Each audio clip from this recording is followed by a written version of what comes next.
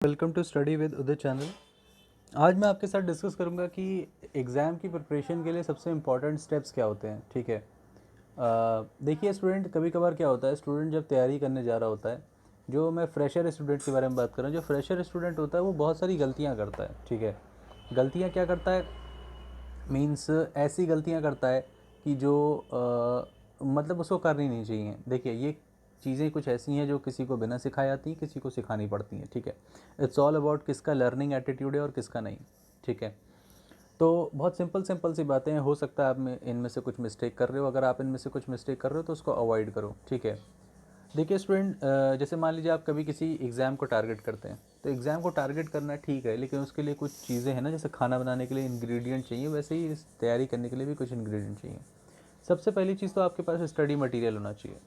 Study material का मतलब आपके पास कुछ ऐसी बुक होनी चाहिए, कुछ ऐसी चीज़ होनी चाहिए जो जिससे मतलब आप पढ़ सकें, जिससे आप पूरा कंप्लीट कर सकें। जैसे मान लीजिए अगर आप एसएससी की तैयारी कर रहे हैं, तो राकेश यादव या किरण की बुक में से कोई ना कोई एक बुक ले लीजिए।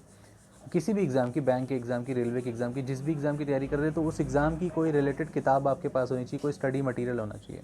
बिना स्टडी मटेरियल की तैयारी करने से आपका बेस बनेगा नहीं और फिर आप मॉक्स में दिक्कत होगी।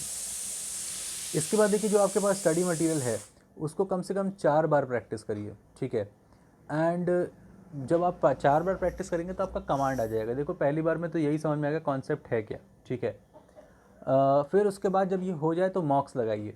फिर उन मॉक्स को आप एनालाइज करिए। ठीक है, अपने वीक पॉइंट्स को सुधारिए।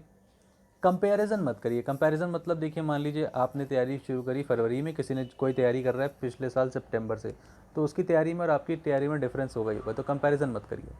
लर्निंग एटीट्यूड रखिए, सीखने की एटीट्यूड रखिए। ईगो प्रॉब्लम नहीं होनी चाहिए। अपनी मिस्टेक्स को मानिए। अगर आपसे कोई सवाल नहीं बन पा रहा है तो आप जानिए कि क्यों नहीं बन पा रहा है। आपको लगना चाहिए अरे ये मुझसे बना नहीं। फिर स्पीड को मेंटेन करना बहुत ज़रूरी है। स्पीड का मतलब आपका जो क्वेश्चन है उसका स्पीड बहुत सही होना चाहिए। ठीक है, स्किप करना सीखिए क्वेश्चंस को। कौन सा क्वेश्चन डिफिकल्ट है, देखिए अब आप लोग कहेंगे सर ये सब चीज़ें कहना आसान है, करना मुश्किल है, लेकिन देखो करना यही पड़ेगा।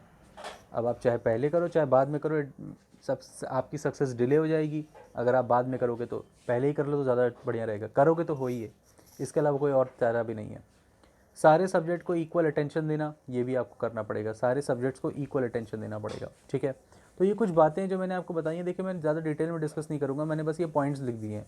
अगर इन पॉइंट्स में से आपको लगता है कि आपको कोई पॉइंट अपनाना है तो आप ज़रूर अपनाइए। ठीक है, क्योंकि ये बहस का इशू नहीं है, इस पर हम बहस नहीं करेंगे। ठीक है, कमेंट्स में आप ये मत लिख दीजिएगा सर ऐसा होता है वैसा होता है, क्योंकि कोई मतलब नहीं है उस चीज़ का। ठीक है, मेन चीज़ यह है कि यहाँ पर कोई पॉजिटिव चीज़ बताई जा रही है तो उसको सुनना है बस। ठीक है, अगर आप इससे डिफ़र करते हैं तो ठीक है, कोई प्रॉब्लम नहीं है, आप अपने मेथड को अपनाइए। लेकिन मुझे ऐसा लगता है कि ये कुछ चीज़ें ऐसी हैं जिनमें आपको इम्प्रूवमेंट करना चाहिए, अगर आप नहीं कर रहे हैं तो।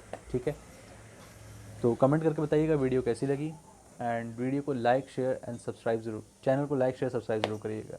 ठीक है, थैंक यू।